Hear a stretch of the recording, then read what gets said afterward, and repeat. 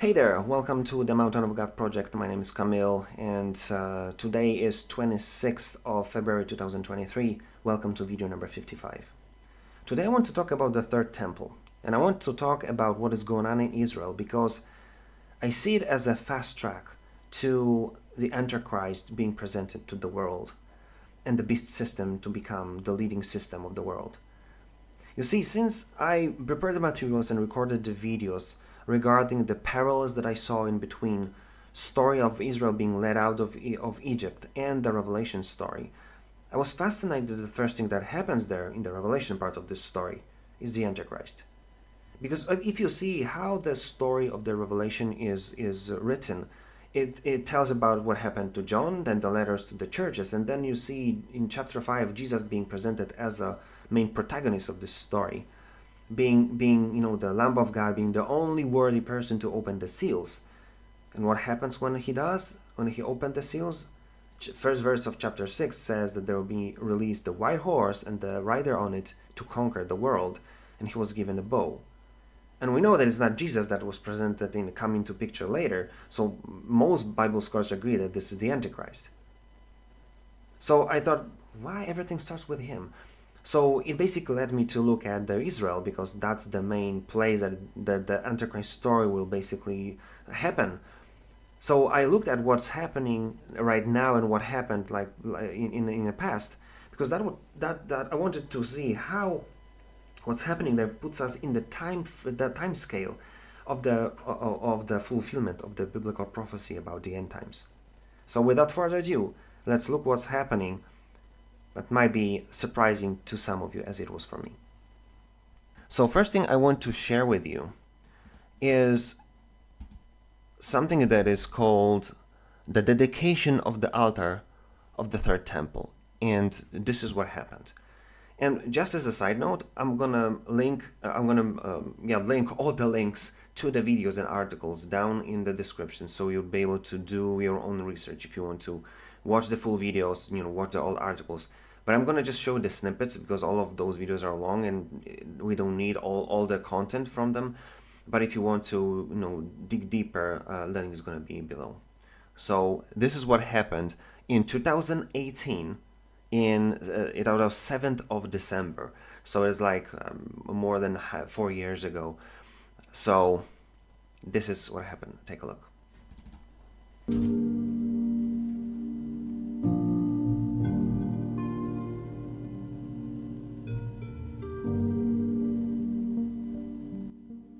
So yeah, what we've got here is this new Sanhedrin and the dedication of the third temple altar, which is unbelievable to see. We thought this was fake news, friends.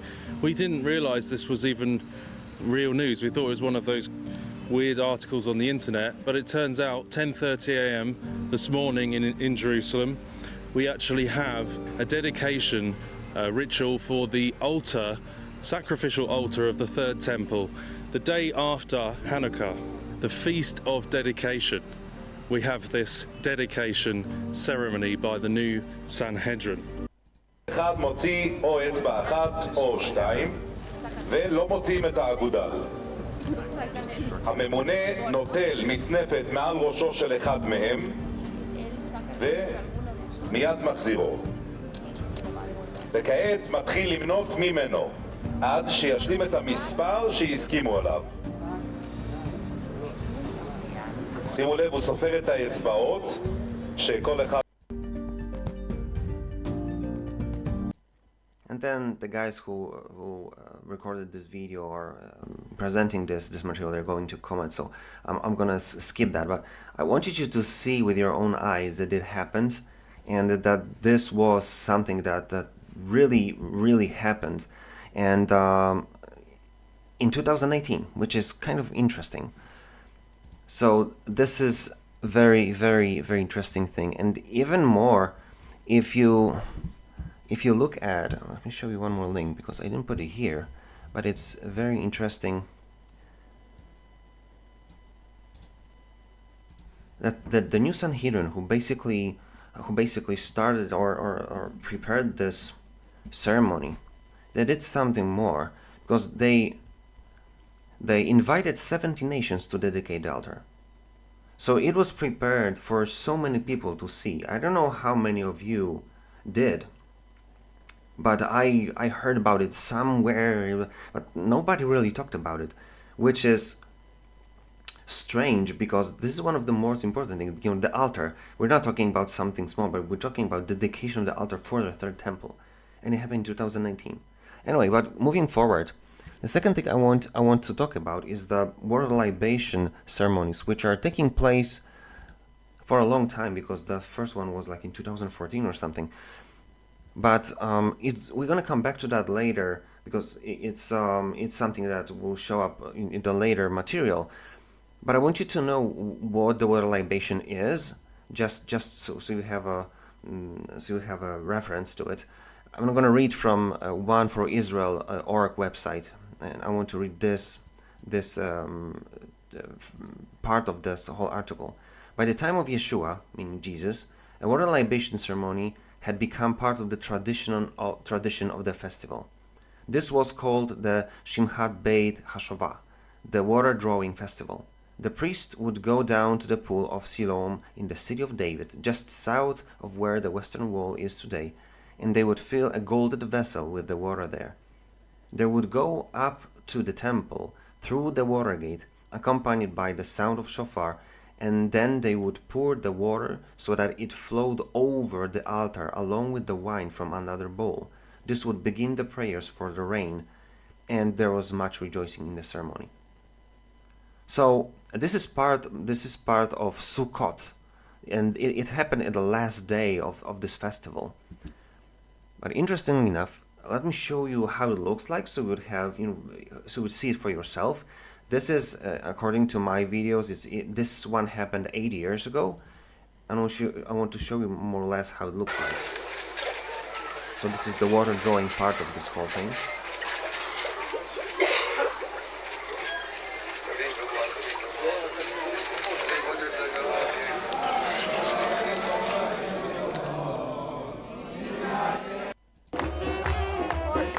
Singing, rejoicing.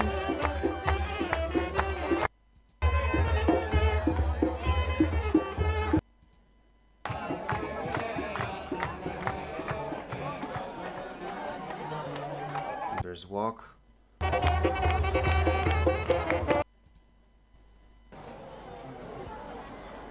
Look what's happening next. Because they don't have an altar, they do it with the like a representations of it in this particular form.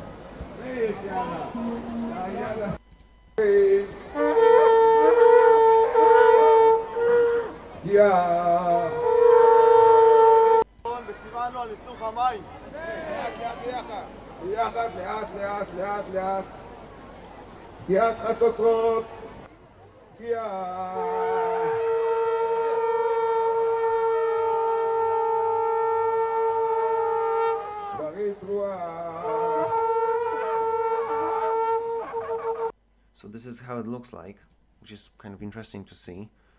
And this is what happened in 2022, 4 months ago.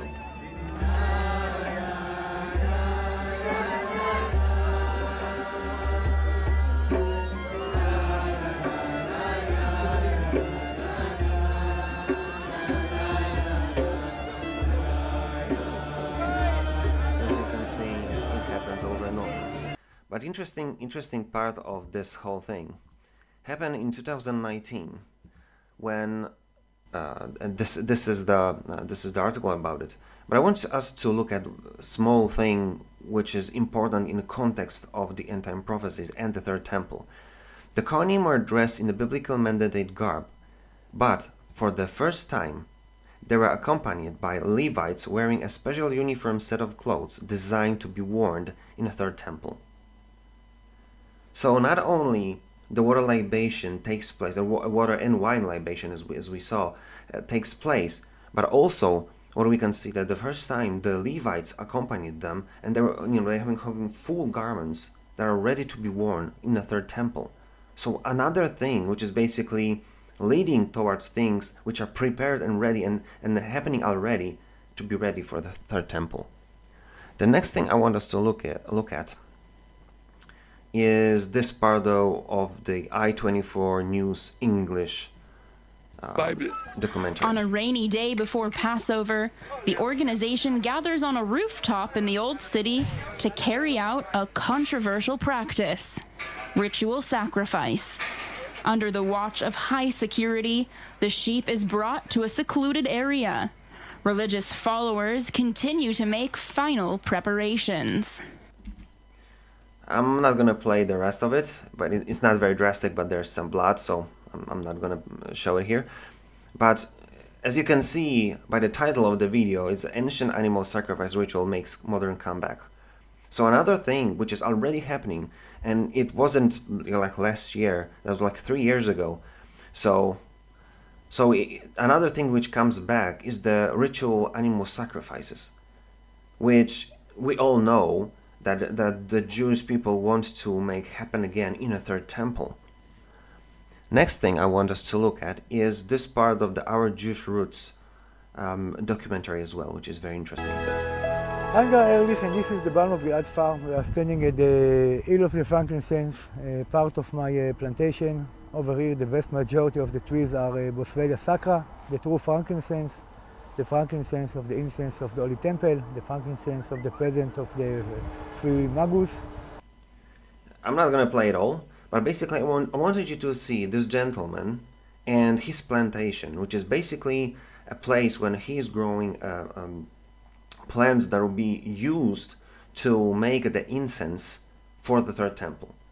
So he was basically contracted by the third temple because he was able to produce every plant which is needed for the incense, and he will basically be supplier for every element which is needed to prepare those incense for the third temple.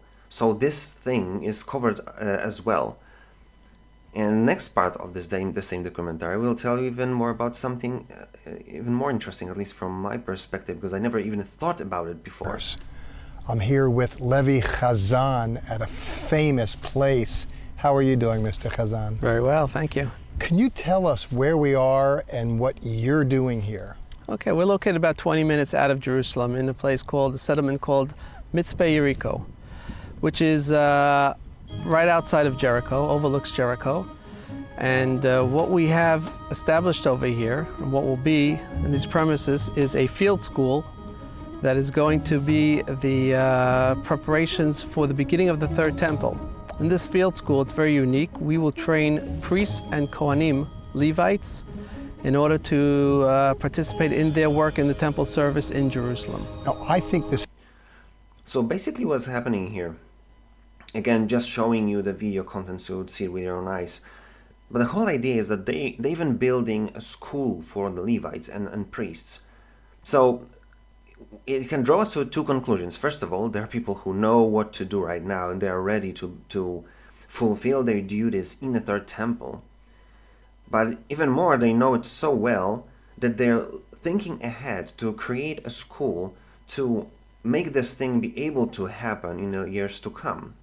So that's fascinating. And what they talk about this in this documentary, that not only they're going to build like a model of the third temple, which will be 1-to-1, so they'll have like a place to practice which is right size that the third temple will be, but also they're going to train everyone, and they'll have everything prepared, you know, from the big building, the altar, and I'm going to mention something more, but I'm going to wait with that content later, because that's going to be even more important part in context of the third temple right now. So let us continue. Another piece of the puzzle, completely, you know, outside of the being something completely different, even though connected to the whole subject, is the red heifer, and I want you to listen to this. These are the red heifers that landed at Israel's Ben Gurion Airport.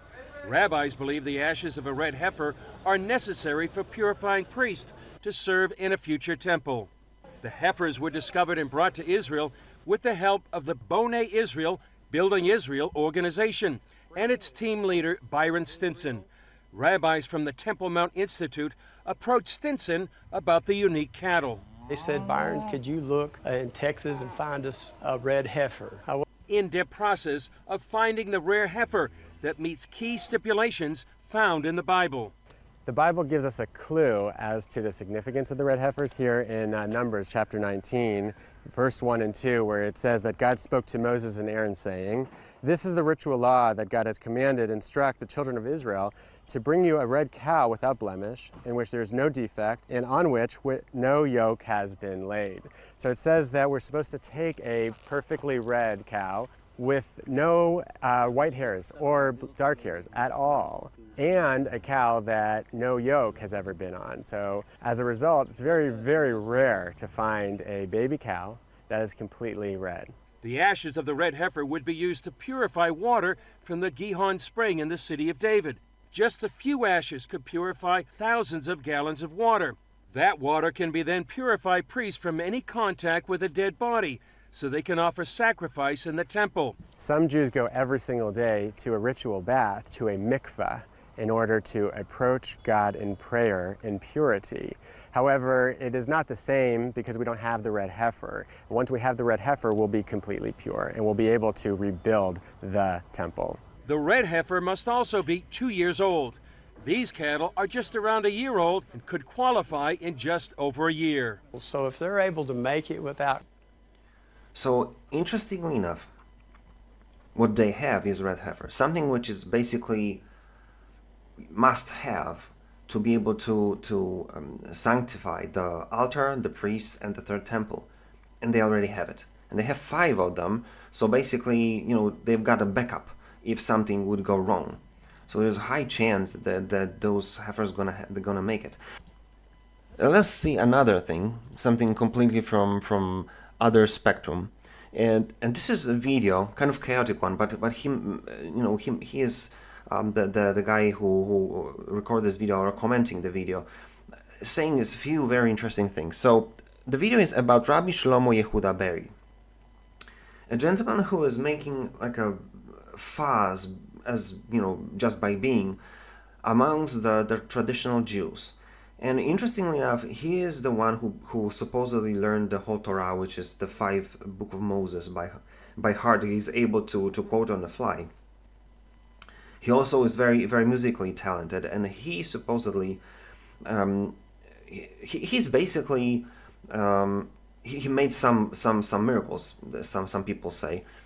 But the whole Jewish people are getting crazy about him, to the point that some of them call him the new Jewish Messiah, and that stirs the pot not only amongst Jews but also among Christians. But let's look at this video. Hey guys, Electron 101, and here is the video of, this is the 27th here, I do believe. I'm almost positive this is the 27th. This is at the Wailing Wall.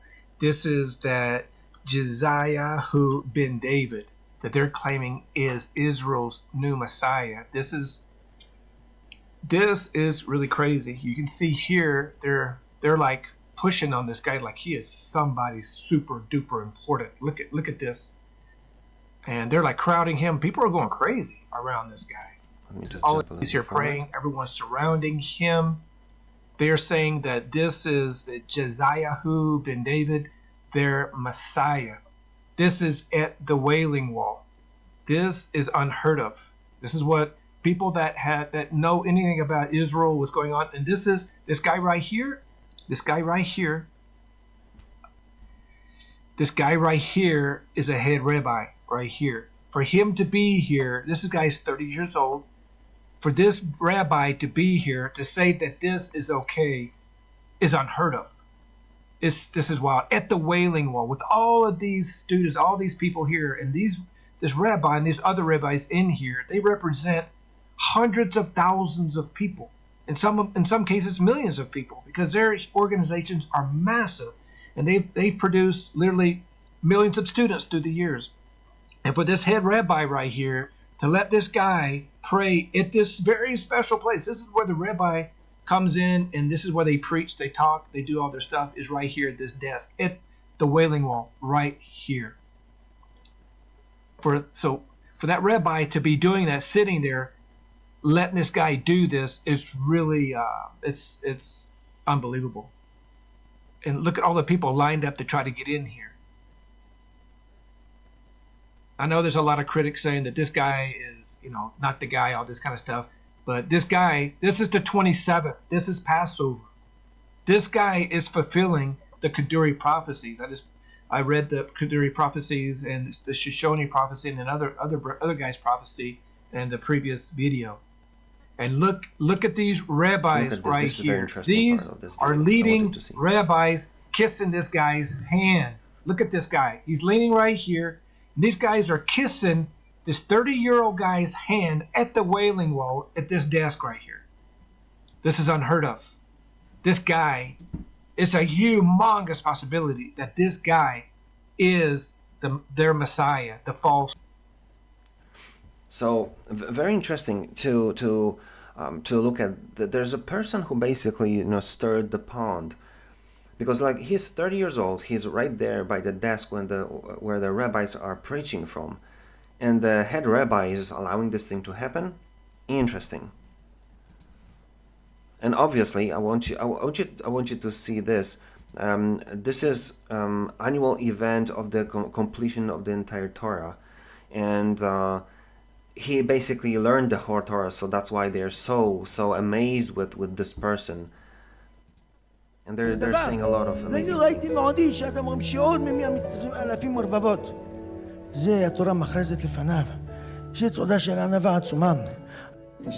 There's tons of high-ranking rabbis over there as well, obviously. But I want you to see and hear exactly this part when I stopped here, which is kind of interesting. And I know it says nothing because it might be just like a expression, artistic expression. But it sounds interesting that they quoted this in context of that person. I'm convinced that the next song we can dedicate to the Yanuka. That's his that's how they call him. And the lyrics are quotes from a letter. And this is what they kind of dedicate to him, saying, a person who is worthy of knowing the entire Torah, and that's why they point to him. And he walks amongst men, and even appears to be a human being. Appears to be a human being. But in truth, he is an angel. And you see, that's why so many Christians are getting crazy, because if they call someone a Messiah, and saying that he seems to be a human, but he's an angel, so that's why the Christians start calling him a false Messiah, because it's like so far away from the Messiah that we know Jesus is, that it's scary, because it happens in front of our eyes. And I want you to show this, and I want to kind of show you this abstract concept of him being overhuman. That's how I would say that this thing looks like that, because it's going to come up later, and this person might play a very important role in the future, what's happening behind the scenes. So this is, let me see if I wanted to say anything else here. Okay, so the next complete outside subject of all of this, showing all of these pieces of the puzzle, I start to think, how would the Islam play the role in it? Because we've got to be honest, like this is one of the most important questions that I hear, and I've been asking myself as well. What would have to happen so the third temple would be able to be laid or built right there on the Temple Mount when there's a mosque there? And this is, as far as I know, the third most important place for the whole Muslim religion. And this is, we need to ask that question, and I will show you something interesting as well that I found, which was kind of interesting. That kind of Arabs try to stretch the hand, or I don't know how to say it. They try to to play. Have a goodwill towards Jews, and this is from Islam City. Will Arabs help Jews rebuild an inner virtual Jerusalem temple? Meaning, we're not going to let you in physically, but what do you think about like a virtual reality experience? And let me read this paragraph that will tell you a lot about this. The burden of Heikal, the central sanctuary of the Holy Temple, could be in the near future a virtual reality broadcast from a small physical building. And pay attention to this because it might play a role. Small physical building on open space near the Dome of the Rock. It's not there, it's near the Dome of the Rock, this Muslim's mosque. Just as millions of Muslims can daily join tens of thousands of Muslims, of pilgrims, praying and circling around the cube-shaped Kaaba at Islam's most sacred site, Jews would be able to strap on a headset and enter the holy city of Jerusalem and hear the sounds of Jewish prayers at the Western Wall, and someday as broadcast from the virtual Jerusalem temple, ever leaving their own homes. So they say, listen, we're not going to let you in physically, but maybe you want this virtual experience, so you could kind of be there, but not really be there. And interestingly, the recording of the old materials started in 2015 by Nimrod Shanid. And interestingly enough, this is something that will come very, very quickly. He made photos of Christian, Islamic, and Jewish religious festivals and holy sites. All three, not just Jewish, but all of them. And let's look at this. Let me just pause for a second. So let's go to a very important part of this whole video that I want you to know. And this is the lecture, almost 3-hour lecture of someone who's called Jessie Czebotar. I don't know if you know this name, but I think you should if you're really interested in what's going on behind the scenes. This lady was basically born in a bloodline family who was deeply in the beast system.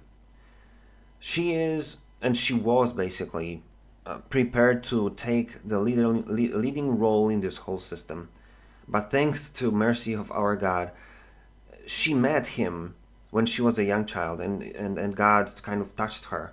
And even though he allowed her to go into training and see some horrible stuff, he allowed her to leave the system, which is kind of unheard of for someone to leave the system and live. And now she's basically not only a great insider, knowing how the system works and what's happening and what's going to happen.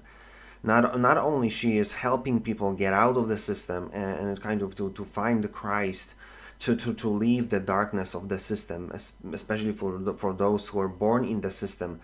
It's a very important role to play for all of them, to be the bridge of salvation for them, or just help them meet the Christ, right? But also she's going in a legal way, and she's having 4 cases against children abuse in four cases which are now running in the US.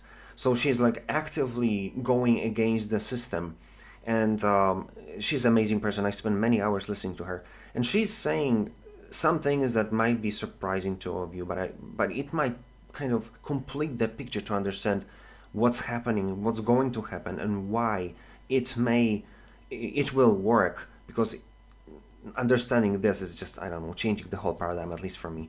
So listen to what she's having to say. Again, the link to this Facebook video will be in the description. The last P is a position called the prophet. Now let me just give you the context. She's saying that the whole beast system is built right now on 4 pillars. There are 4 people who are basically having their own duties, each one in a relevant field, to basically make this system work and make this system prepare everything to give the world to the Lucifer. And she's talking about the 4th person right now, and she's saying that it'll be a prophet, and this prophet will be... That's going to be a high individual out of the Muslim Brotherhood. The Muslim Brotherhood is not separate from this system. They're what we call the 14th bloodline. That's the hidden bloodline. They're the descendants of Abraham's son Ishmael. So they're kept pure, usually not allowed to intermarry with anybody outside of their bloodline because they want to keep that bloodline of Abraham pure. So we're going to see those four people join together and start working together. And you can look up some things. So basically, what I want us to understand is that the Muslims, which are portrayed as someone who will be against the third temple and all of this, we don't want to have to do anything with this. It looks like they're part of the system. It would seem like many things, if you have your eyes open in the world, many things are basically lies. It's not surprising when Satan is basically leading the world. He's the father of lies, right? But you see how many things are basically upside down. They tell you one thing and they do completely the opposite. And this is the same with the narrative of Islam, which is portrayed as someone who going against the Jews, but it looks like they're part of the system. So how would that have to play out? What needs to happen, or what else we need to understand that the Muslims will play along to build the third temple?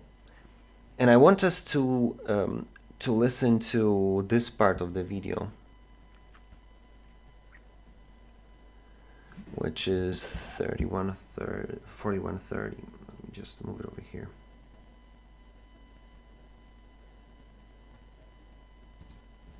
Listen to this, because it's going to give a much broader context into what's going on in this particular context.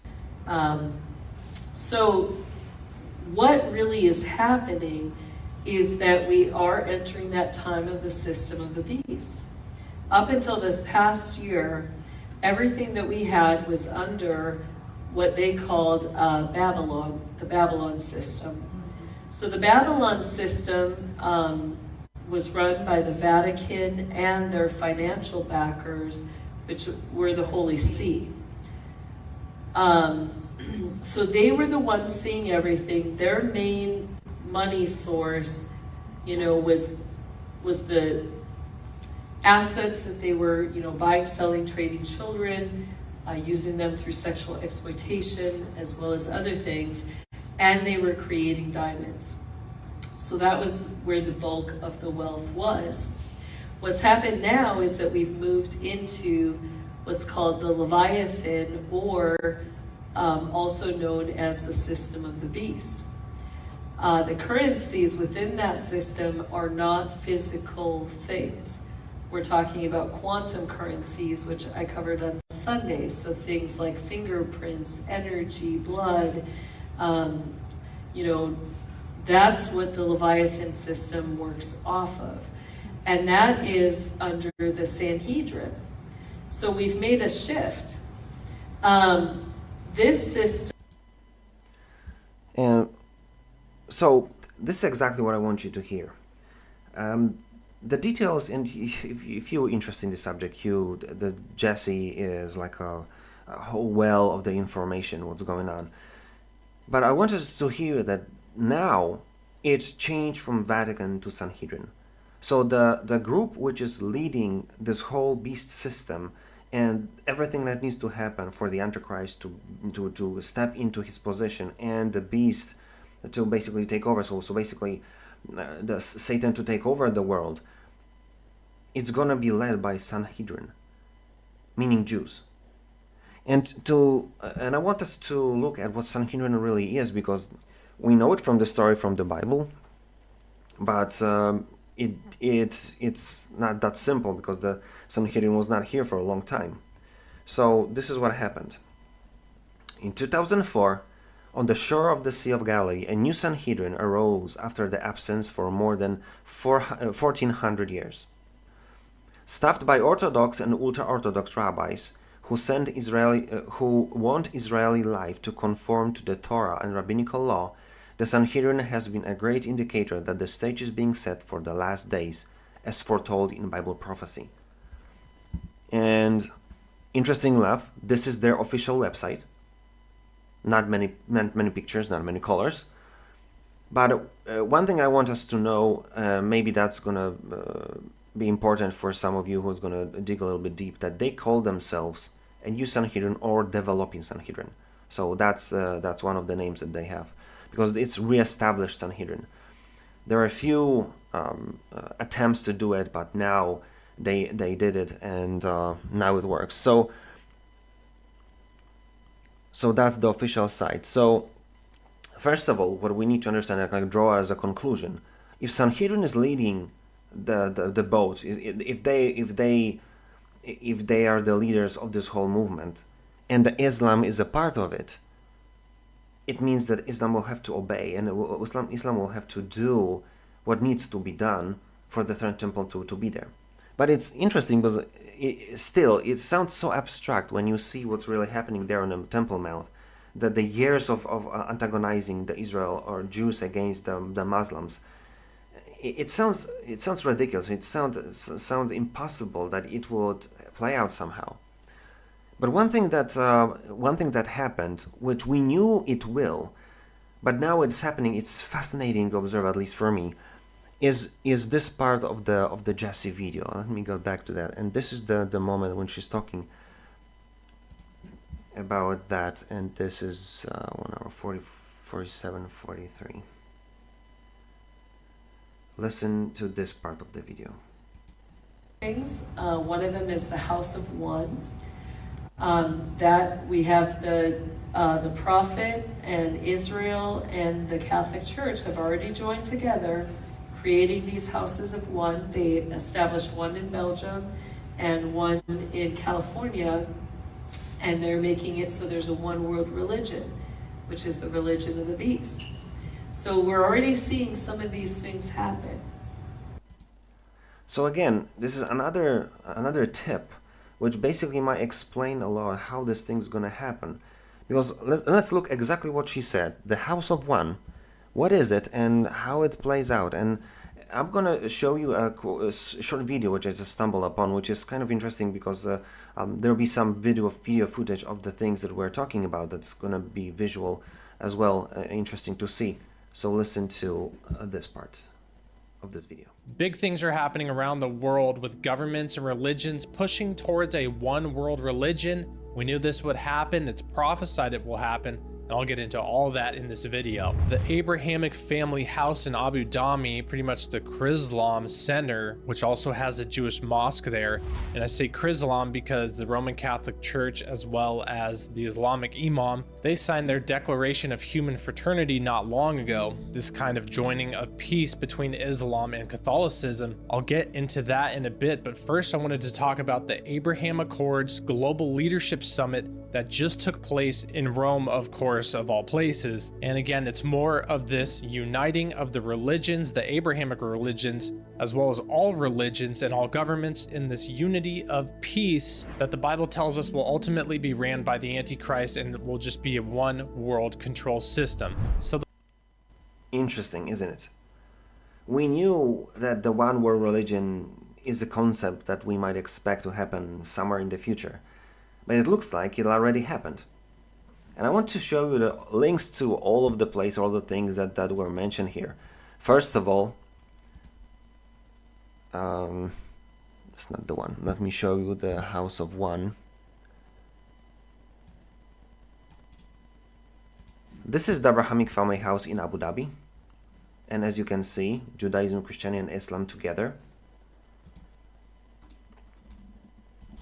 This is the House of One that Jessie was mentioning as well. And this is going to be like the houses of one in many places. And she talked about Belgium, about somewhere in US. And this one is going to be in Berlin, kind of a little bit closer to me, because I'm living in Poland. But look what is written here. Berlin is soon to become home for something truly unique. Jews, Christians, and Muslims are planning to build a house of worship here. One that brings a synagogue, a church, and a mosque together under one roof. The three separate sections will be linked by a communal room in the center of the building. This will serve as a meeting place where worshippers and members of the public can come together and learn more about their religions and each other. It's like we're gonna put everything in one building, just the House of One. Can you see where this whole thing going? It's the major step towards putting everything under one religion, because now we shake hands, but later we're going to praise one God. And that's not going to be a God of the Bible. You've got to understand what I'm saying. And this is the document Human Fraternity, which was written, which is signed in 2019, Pope Francis and the Grand Imam of the Muslim world. And this is the information about the Abraham Accord Global Leadership Summit that happened in 2002, December, like 3 months ago. And this is fascinating. And that's kind of pushed me toward thinking that this whole thing about kind of building the third temple on the Temple Mount, or whatever it's going to be built, it's fascinating because it's so much more possible now when we're trying to shake hands and we're so much closer to the global religion, one world religion.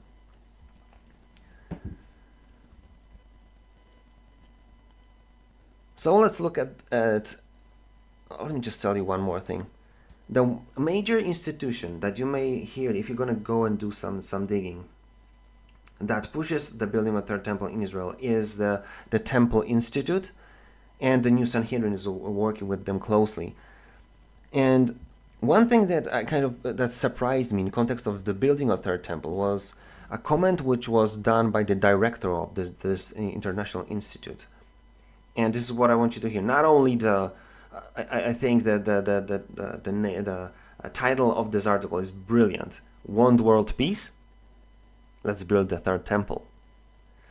And interestingly enough, the quote which is which the Riemann did, and this is the director of this Temple Institute, kind of was very interesting how the wording was chosen for this. Look, he told us, or JTA, when that the temple will be built when the world would want us to build a temple. So now we're coming closer. We've got this whole one religion thing. So it's much easier for us to shake hands on this. But we're going to build a temple when the world will ask us to build a temple. And at least for me, the first thing that comes to my mind is what will have to happen globally so we would ask for one religion. And I don't want to go into towards the conspiracy theories, but there's so many of them that we're going to face an alien invasion, that like a crashing economic collapse, and some others that will kind of push the whole world to unite against like a common enemy, and then having one kind of push towards one world religion. That's going to be the moment. If we are uniting, let's build the third temple for our God. And then this Sanhedrin was leading the beast system will be able to say, no problem, we're going to build a third temple. Everybody's going to agree. Amazingly, it's going to be agreed upon. And we're going to build a third temple for the God that we will unite under.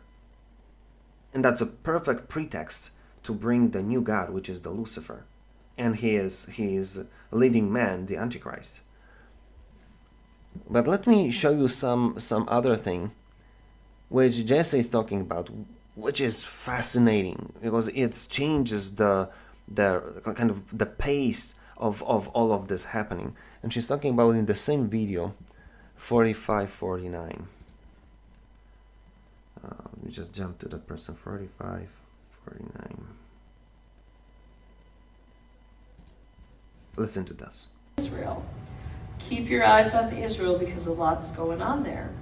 They already have, and it's not at the door. You have these 4 men that work under the Antichrist, and the Phoenix is the individual who, his job is to oversee that transition from the dark side to the light side to make sure everything is still operating like it's supposed to.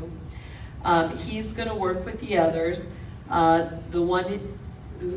The next P is going to be the Pindar, who works with the Masons. He's the top position in Masonry, which is level 100 or degree 100.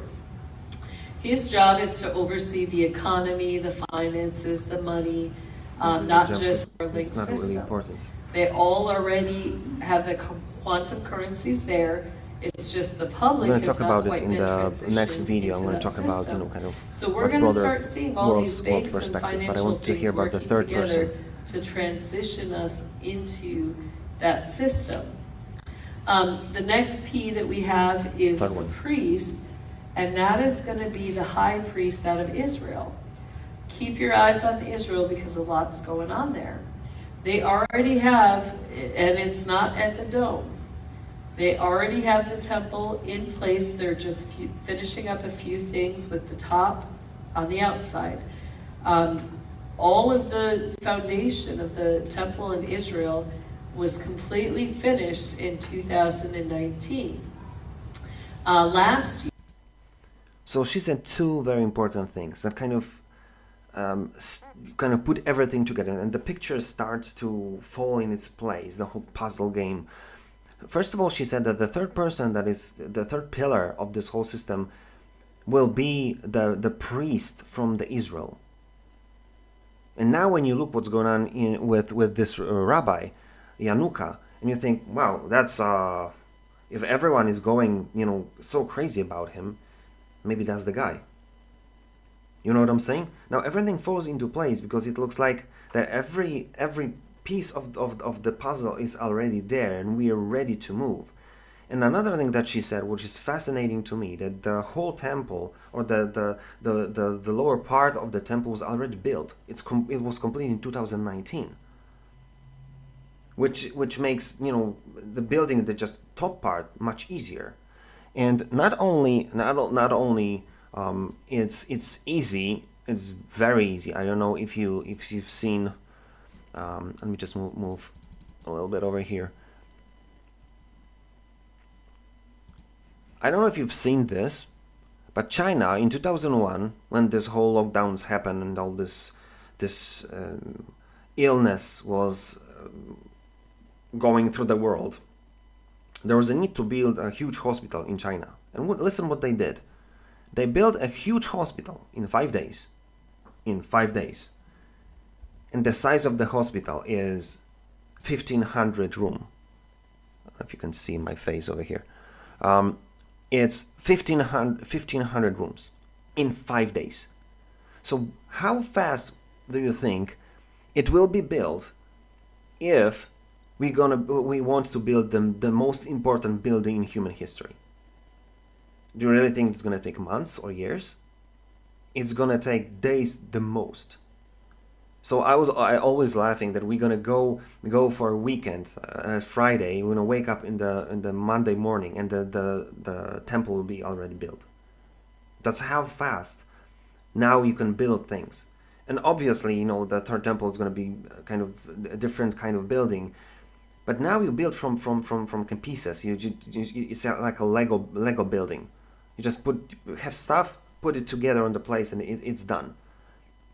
So that's very, very interesting that she's saying that it was already built. And I even found information why it was important to build the lower parts first. And I want you to listen to this. Again, part of the same documentary from our Jewish roots. And what are the lines here all about, and what's up with the stones? Well, this is actually where the groundbreaking was done a few days ago. And this is basically the base of the altar itself. The first stage of the field school is to build the altar. That's the most important aspect of the field school. And what you see over here is the line markings is exactly where the site of the altar will be. And so what we've done over here is started construction on the altar. And that's the pile you could see over here with the hole, and it's actually very historical because when King David first came to Jerusalem, the first thing that he did, our rabbis of blessed memory teach us, is that he dug under the Temple Mount itself in order to establish the outlet for the wine and water libations which were poured on the altar. There was on top of the altar there was tunnels which led underground, and King David himself actually dug those tunnels out in order to prepare it. So the first stage that we've done is also made a hole in the ground in order to prepare our model over here for the wine and water libations. Mm. So interesting. Now the second thing that we talked about here comes back and links to exactly that. that the third temple will need tunnels under it for the kind of preparations or for whatever it's going to be needed regarding the water and the wine libations. So again, they're having their rituals. The Levites are taking place in them right now in their full robes. And now the third temple, even a school, is preparing their own model of the tunnels itself. So the third temple, when Jessie is saying that it was already built, it makes sense that the part which is much more important and much probably longer to build will be the lower part, the tunnels itself. Because digging the tunnels is going to take much more time than building just the building on the top. So if that's built, they're ready. The only thing they need is just the top part, which, as I said, might be built in a weekend, at least from my perspective. If we really want it, if China built a hospital in 5 days, we can build a temple in like 2. My guessing, of course. But this is exactly what I want you to understand, that there's so much things which are happening at the same time. It's basically mind-boggling. And one more thing I want to let Jessie continue regarding red heifers. Listen to this. Here, I believe it was in July, Israel received 4 red heifers out of Texas. Those red heifers are needed. They will, take their ashes, and those ashes are needed to consecrate the temple and the priests before they can start sacrificing. Those heifers have to be turned into ashes between the time they're 1 and they're 2. So they were a year old when they arrived last September. So we know between now and September, those heifers are going to be turned into ashes, and they're going to consecrate the priests in the temple, and they're going to start sacrificing again. And I want to comment on that a little bit, because we already heard 2 different opinions about the age of the red heifer, that they'll be able to be sacrificed and turned into ash. Jessie said that calf will have to be, or the red heifer will have to be in between age of 1 and 2. The documentary we saw earlier talks about age of 2, which because we know that the red heifers were more or less 1 in September 2022 when they were delivered to Israel. According to Jessie's theory, the calf would be able to be sacrificed like starting now, basically, because this time started September 2022 until the September of 2023, which gives us like few months for this thing to be done. According to the documentary that we saw, it says 2 years old, meaning finished 2nd year of life, meaning that they will be able to be sacrificed starting September 2023 onwards.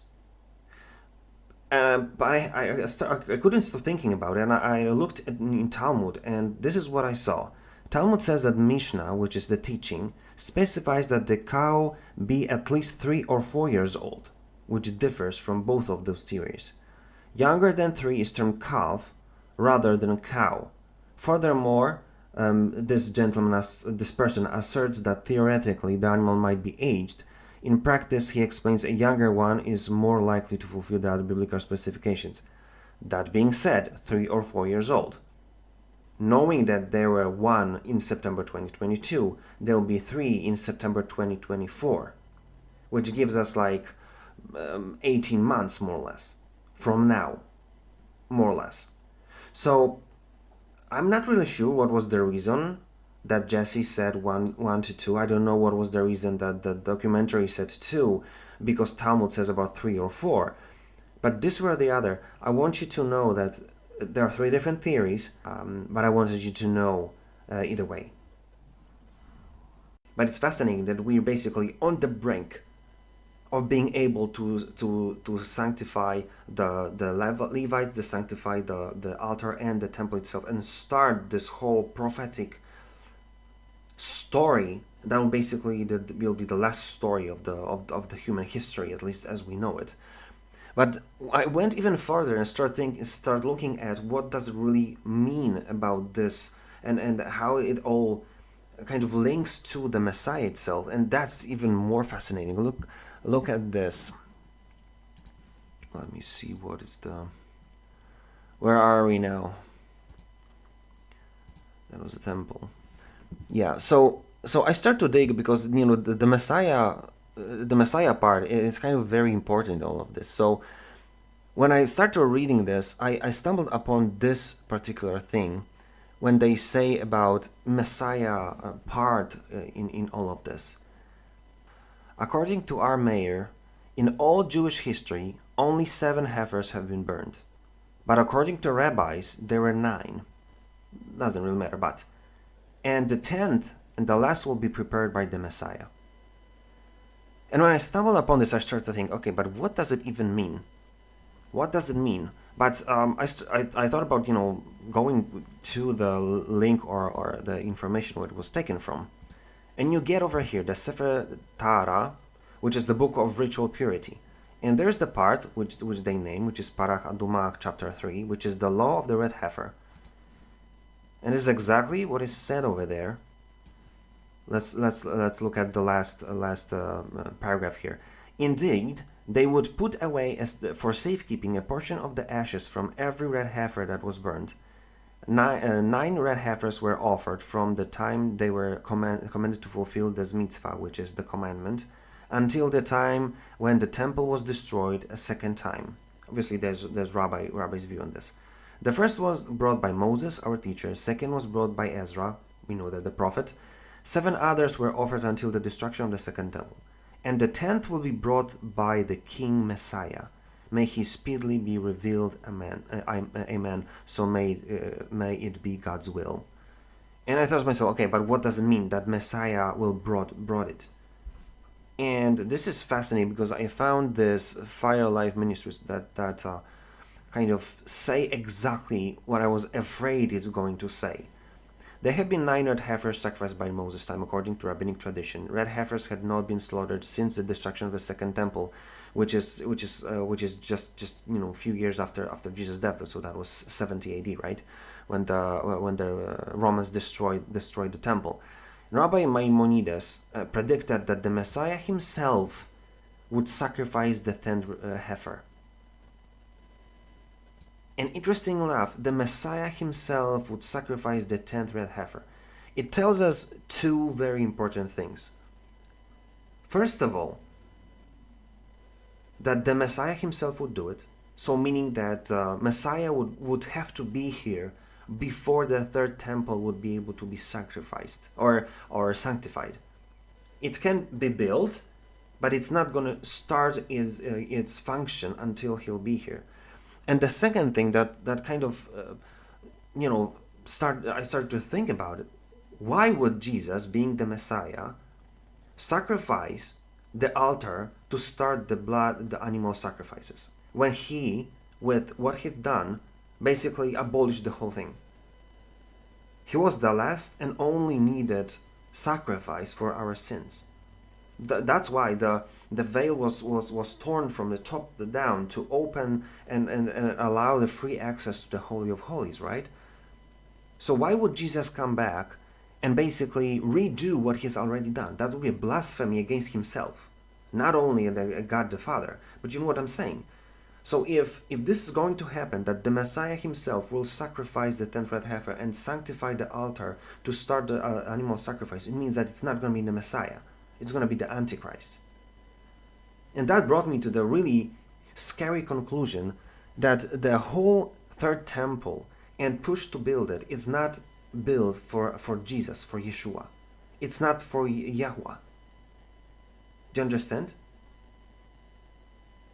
And that's why I'm kind of scared that so many Christians are, yes, let's build their 3rd temple. Do you understand that the push for the red temple is for the Antichrist? And that's why everything makes sense that the Sanhedrin would lead this whole push. It would make sense that Sanhedrin would basically be the part of the beast system.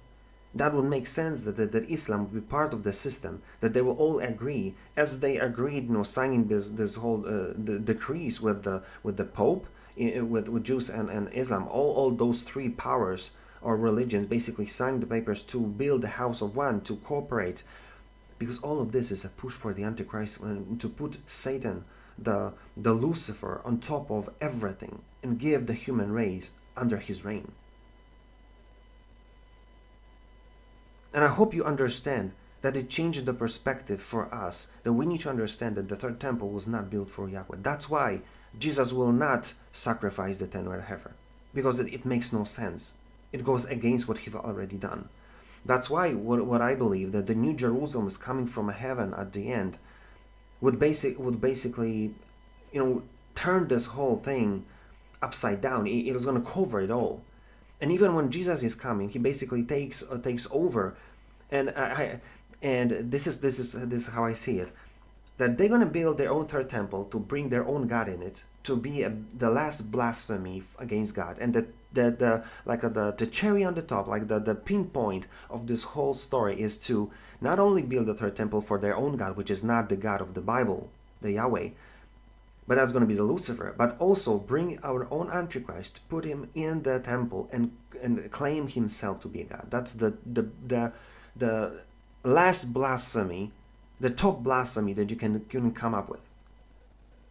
And I believe that's why people will pay the price to allow this to happen, because our role was to kind of control and to take take care of the world and take care of the animals and the plants and everything. But we allowed the devil basically to take over and put his own guy in the Holy of Holies. So whether they're gonna build a house of one, they're gonna be a mosque, they're gonna be a third temple and a Christian church somewhere as a house of one, or whether all of them agree and they will build a third temple on destroying the mosque. I don't know how it's going to happen.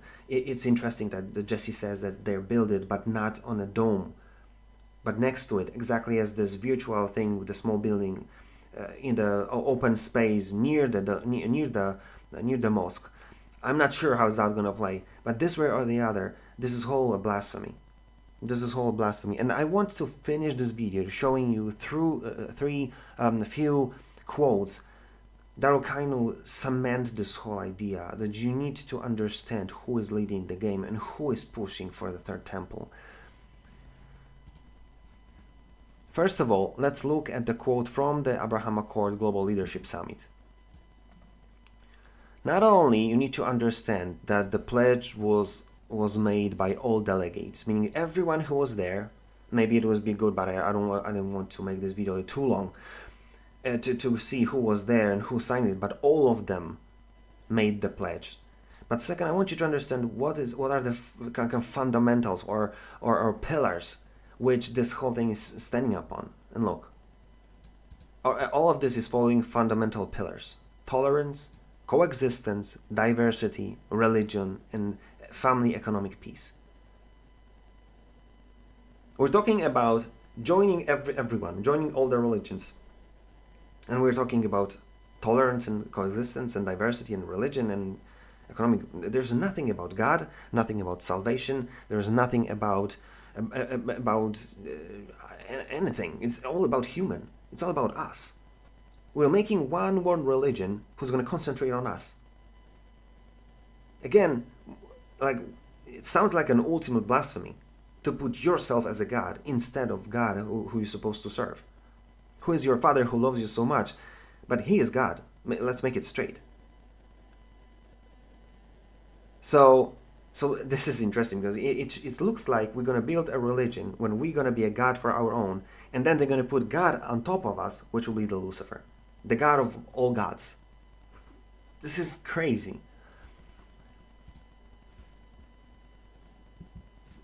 Let me see where I'm in materials, because I don't want to miss anything.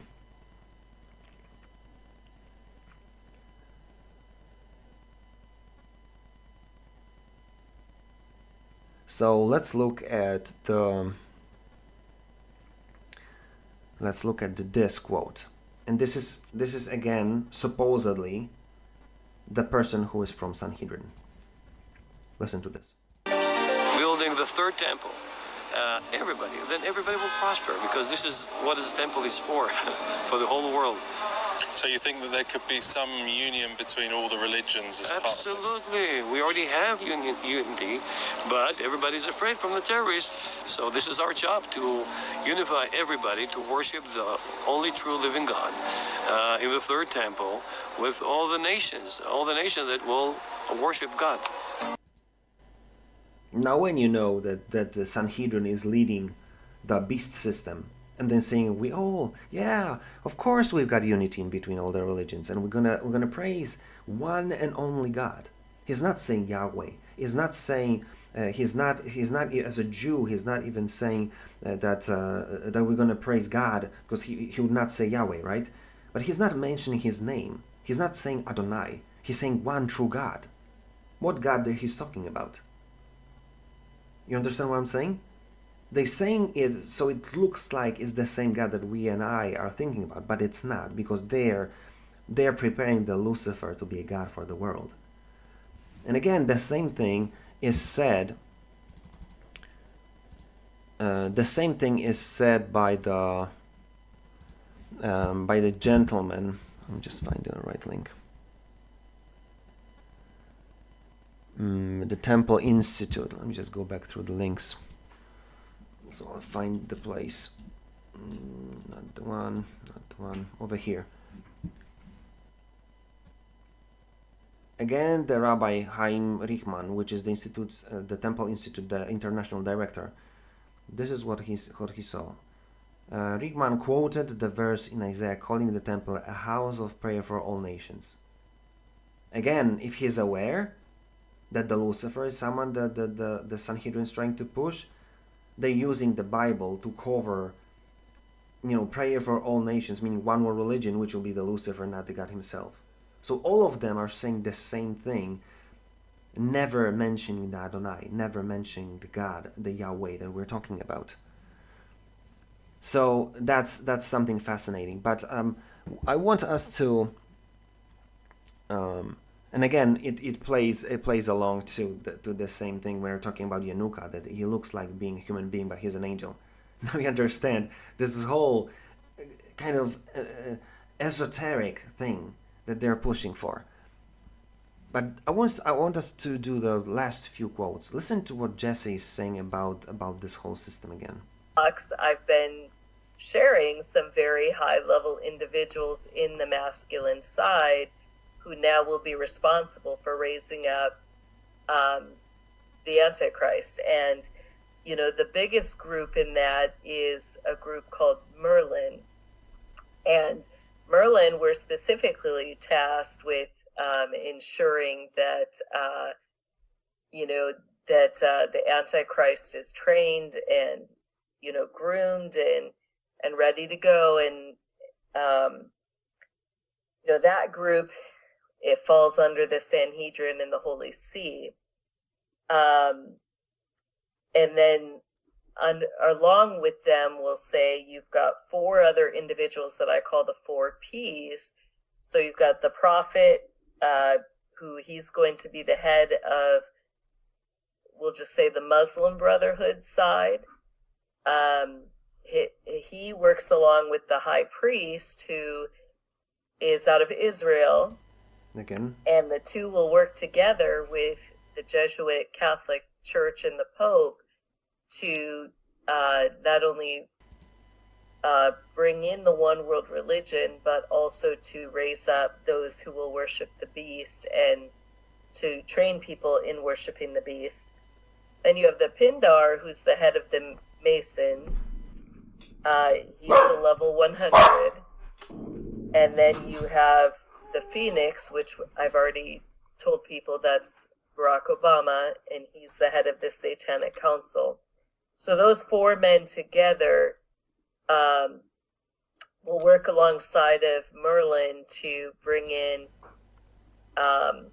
raise up the 10 kings in these last days, who then the 10 kings will give their power and authority over to the beast. So that's kind of how that works. So, but do the mothers have... So this is fascinating, because she basically pinpointed it all. That not only these four people are working together to being one religion, but also behind the scenes, they are already preparing the Antichrist.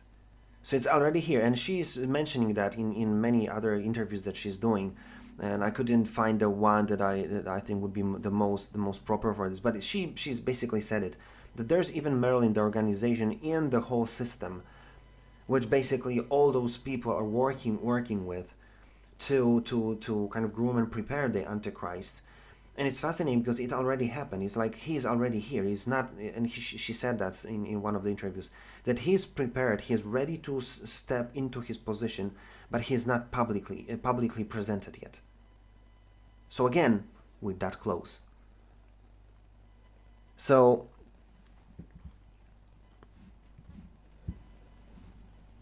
the last quote I want you to listen is from this gentleman. Listen closely.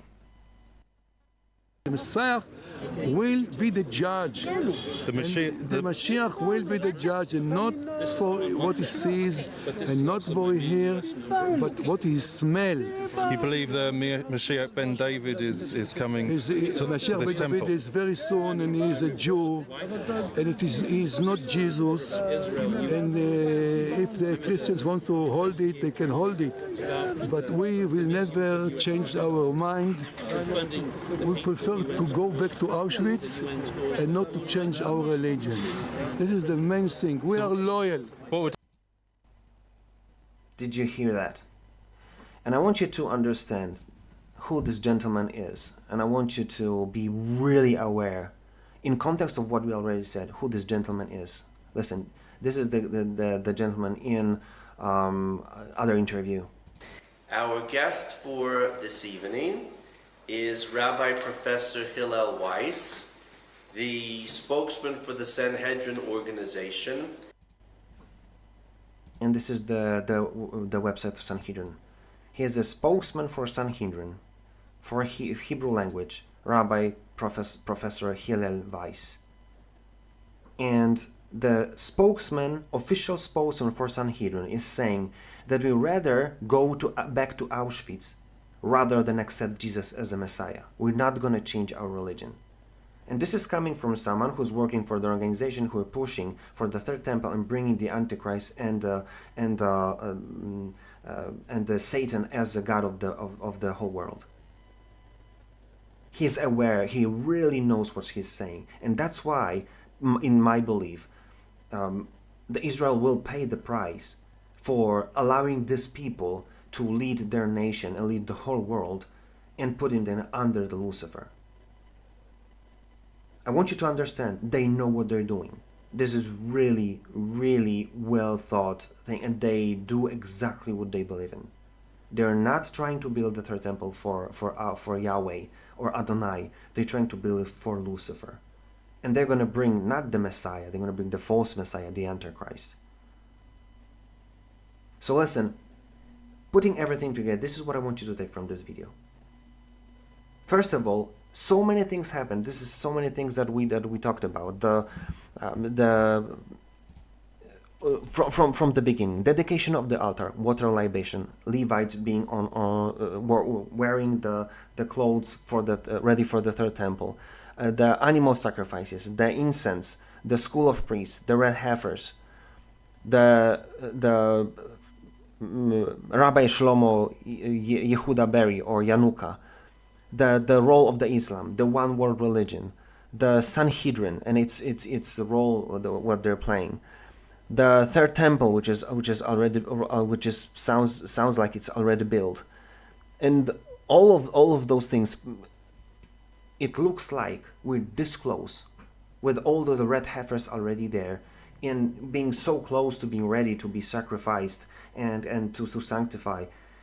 I would not be surprised if we would see the false Messiah, the Antichrist, publicly shown in a few months, and then the third temple being sanctified by sacrificing the red heifers and starting the blood sacrifices in the third temple. I'm not saying it will happen, but it might happen. From a readiness standpoint, we're already there. So when we're looking at all of this situation, two questions jump right into my head. First of all, why we're still here.